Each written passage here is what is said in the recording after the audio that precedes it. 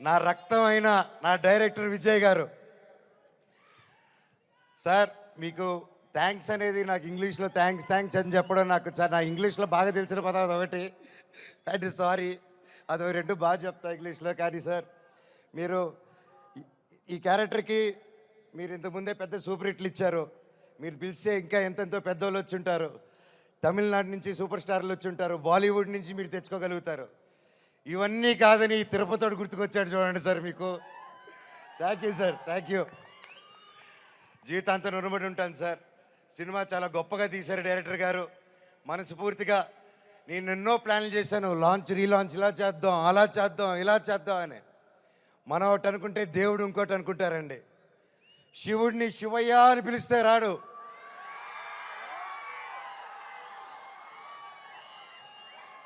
శివుడిని మనసారా తలుచుకుంటే ఇలాగ మా డైరెక్టర్ గారి రూపంలోనో ప్రొడ్యూసర్ గారి రూపంలోనో మీ అందరి రూపంలోనో వచ్చేదే శివుడు.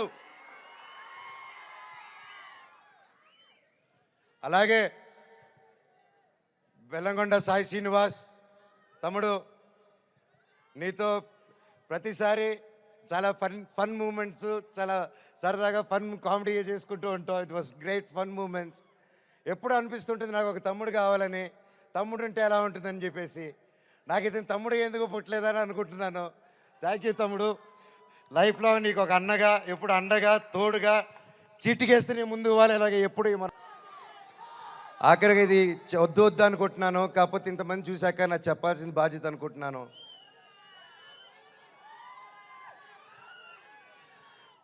ఎన్నో ఈ మధ్యకాలంలో ఎన్నో జరిగాయి, ఎన్నో ఇబ్బందులు పడాను, ఎన్నో చూస్తున్నారు అందరూ. కానీ కట్టుబట్టలతో రోడ్డు మీద పెట్టారు. నా పిల్లల బట్టలు, మా ఇంట్లో వాళ్ళ బట్టలు ప్రతి ఒక్కటి చిన్నప్పటి నుంచి పెట్టుకుంది ఏది లేకుండా రోడ్డు మీద పెట్టారు ఒక ఊరికి వెళ్ళి వచ్చేసరికి. అండ్ బయటికి ఎక్కడికైనా వెళ్ళేదానికి కార్లు కూడా లేవు, కార్లు తీసుకెళ్ళిపోయారు. కానీ అన్న నాకేమైంది తెలుసా అన్న, శివుడు ఏ రూపంలో వచ్చాడు తెలుసా అన్న, ఫ్యాన్స్ రూపంలో వచ్చారన్న. ఇంటి బయట 20 కార్లు పెట్టారన్న నాకు వచ్చి. వాళ్ళే తీసుకొచ్చి ప్రతి ఒక్కరు వచ్చి అన్న మేమున్నాం అని నిలబడారు. దీని అంతట్లో నాకు ఒకటే బాధ. ఇంత చేసినా, ఇంత జరిగినా, ఎంత ఇబ్బందులు పెట్టినా, ఎన్ని కేసులు వేసినా నాకు ఎవరి మీద కోపం రావట్లేదు. బాధ ఒకటే వేస్తుంది. అది నా బలహీనతో, అది వాళ్ళ బలమో నాకు అర్థం కావట్లేదు. ఎన్ని జన్మలైనా ఈ జన్మకు మాత్రం నా కట్టగాలేంత వరకు నేను మోహన్ బాబు గారి అబ్బాయినే, అది ఎవరు మార్చలేరు. నాకు ఆయన నేర్పించిన క్రమశిక్షణే. ఆయన చిన్నప్పటి నుంచి నన్ను నీతి వైపు నిలబడు, న్యాయం వైపు నూరి పోసి పెంచారు. ఈరోజు నేను న్యాయం వైపు నిలబడినప్పుడు చుట్టుపక్కల అందరూ చేరి తప్పంటున్నారు. నేను మీ పక్క నిలబడినా, న్యాయం పక్క నిలబడినా అనేది ఆ బ్యాటిల్ ప్రతిరోజు. కానీ ఏదేమైనా, ఎన్ని జన్మలు ఎత్తినా మీరే నా దేవుడు, మీరే నా తల్లి, మీరే నా తండ్రి. మీకెప్పుడు నేను బిడ్డనే. మీ దేవుళ్ళు ఎప్పుడు మా అందరికి ఉండాలని కోరుకుంటున్నాను.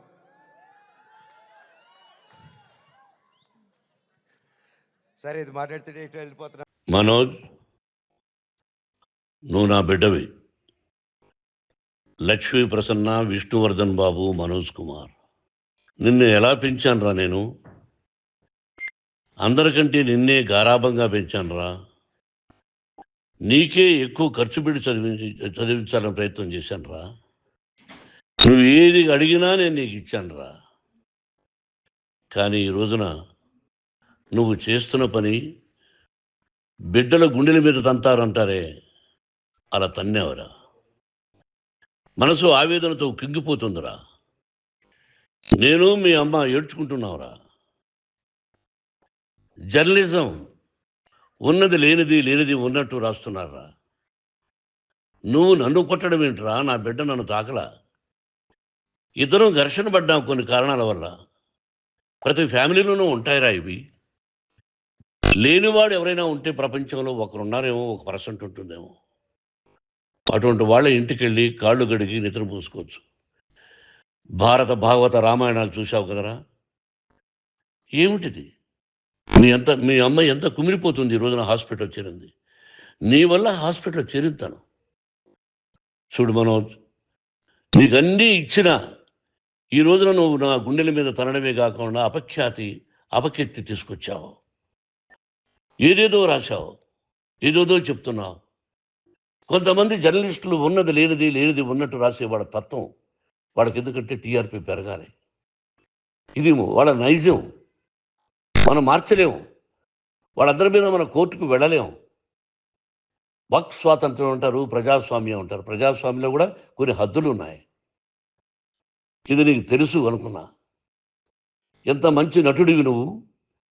నీ భార్య మాటలు విని తాగుడుకు అలవాటు పడిపోయావు. వింటున్నావా మనోజ్? ఎవరిని నమ్మాలో ఎవరిని నమ్మకూడదో పరిస్థితి తీసుకొచ్చావు. విద్యాలయాలు ఎంత గొప్పవిరా. మనం 25% కులమతాలకు అతీతంగా ఫ్రీ ఎడ్యుకేషన్ ఇస్తున్నాంరా. క్యాస్ట్ అనేది తీసేశాను రా 92లో ప్రాస్పెక్ట్స్లో. నువ్వు చదువుకున్నావురా. అక్కడ చదువుకున్న బిడ్డలు ఐఏఎస్, ఐపీఎస్ అయ్యారా. ఎంతోమంది గొప్పవాళ్ళు అయ్యారా. నువ్వు నటుడుగా ఎంతో గొప్పవాడివి. తాగుడుకు అలవాడబడి నువ్వు నీ భార్య ఇంట్లో బిహేవ్ చేస్తున్న విధానం ఆ భగవంతుడు సర్వేశ్వరుడు తెలుసు. భగవంతుడు చూస్తున్నాడు రా. నేను తప్పు చేసినా, నువ్వు తప్పు చేసినా, ఎవరు తప్పు చేసినా. ఎంత అవకాశం ఇచ్చావు మాట్లాడుకునే దానికి అందరికీ. ఇన్ని సంవత్సరాల్లో మన విద్యాలయాల్లో ఒక్క తల్లి కానీ ఒక తండ్రి కానీ ఏమైనా చెప్పారా? ఆ బిడ్డలు మన బిడ్డలు రా. మీరెంతో నాకు అక్కడ ఉన్నవాడు కూడా నా కూతుర్లు, నా కుమారులు. ఎంతమందికి ఫ్రీ ఎడ్యుకేషన్ ఇస్తున్నావు. వాడి దగ్గర ఏది ఆశించరా. నువ్వు ఎందుకు ఇలా తయారైపోయావు? ఎందుకు ఇంట్లో ఉండే పని వాళ్ళందరినీ కొడుతున్నావు? వాడు పని చేసుకోవడానికి మన ఇంటికి వచ్చాడు రా. ఆ పనివాడిని కొట్టడం చాలా మహాపాపంరా. నేను వేరురా. నేను దండించడం వేరురా. నేను ఎవరిని ఆ చిన్న చిన్న వాళ్ళని కొట్టి ఇచ్చేసి చేయలేదురా. సినిమా ఇండస్ట్రీలో మోహన్ బాబు కొడతాడు, తిడతాడు అంటే అది షూటింగ్లో జరిగి ఉండొచ్చేమో. కానీ ఇంట్లో ఉండి 10 సంవత్సరాల నుంచి 20 సంవత్సరాల నుంచి పనివాళ్ళు ఉన్నారు. నేను ఇంట్లో లేని సమయంలో వాళ్ళందరినీ కొట్టి వాళ్ళ ఫోన్ లాక్కొని ఒకడైతే చచ్చిపోవాలి. వాడు పోలీస్ కంప్లైంట్ ఇచ్చి ఉండొచ్చు. నేను వద్దు అని వాడిని బతిమాలాడు. పోలీస్ కంప్లైంట్ కూడా ఇవ్వలా. ఇంకైనా నువ్వు నీ భార్య మారి బయట ఉండండి రా అన్నాను నేను. లేదు డాడీ, తప్పు చేయలేని ఒకసారి వచ్చావు, మళ్ళీ తప్పు చేశావు, మళ్ళీ వెళ్ళావు, మళ్ళీ ఈసారి తప్పు చేయనన్నావు. ఏమండి వీడు తప్పు చేయడం అని మీ అమ్మ చెప్పింది. ఇంట్లో పెట్టుకున్నా. మళ్ళీ నువ్వు చేస్తున్నది, ప్రతిరోజు నువ్వు తాగుతున్న విధానం నీకే తెలుసు. ఇది ప్రజలు నమ్ముతారా లేదా అనవసరం నాకు. నేను నీకు చెప్తున్నా, ఇంతటితో పులి స్టాప్ పెట్టాలి. 3 రోజుల నుంచి రకరకాలుగా రాస్తున్నప్పుడు నా మనసు ఆవేదనతో ఉంది. మళ్ళీ చెప్తున్నా, Mohan Babu university is greater than temples. Greater than temples. బిడ్డలను కాలేజీలో చేర్చుకునే ముందు చెప్తారు, అన్నయ్య ఎంత ఉంది యూనివర్సిటీ రూల్సు, ఇది మా పద్ధతి, మీకు ఇష్టమైతే చేర్చండి. గవర్నమెంట్ ఏమి ఇస్తుందో ఇంత పర్సంటేజీ వాళ్ళకు కూడా మీ దగ్గర ఎందుకు డబ్బు తీసుకుంటున్నావు అంటే దానికి అర్థం పరమార్థం చెప్పాము. దొంగతనంగా తీసుకోలేదు. ప్రతి దానికి చెక్కులు ఉన్నాయి, అది అకౌంట్ ఉంది. దానిలో తప్పులు జరిగితే డిపార్ట్మెంట్ ఉంది. కాలేజీలో ఇంకేమైనా తప్పు జరిగితే గవర్నమెంట్ ఉంది. ఇవన్నీ నీకు తెలుసు. ఈ రోజున ప్రపంచంలోనే నెంబర్ 1గా చేయాలని మీ అన్న కష్టపడి ఇతర దేశాల్లో నెంబర్ 1 యూనివర్సిటీ టైఅప్ చేశాడు.